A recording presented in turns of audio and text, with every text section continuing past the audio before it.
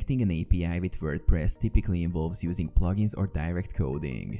Using plugins. Search for a plugin. WordPress offers various plugins to connect with different APIs. Look for an API plugin that suits your requirements. Common plugins include WP REST API, WP API, or specific plugins designed for particular services like social media or payment gateways. Install and activate. Install the chosen plugin and activate it. Configuration. Configure the settings to connect to the desired API. This usually involves obtaining an API key or credentials from the service you want to integrate.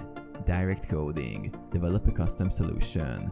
For more advanced and specific integrations, you might need to develop a custom solution. Code development. Use WordPress hooks and filters or write custom PHP code within your theme's functions PHP or in a custom plugin to interact with the API. This might involve making HTTP requests to the API endpoint, parsing the response, and displaying the data within your WordPress site.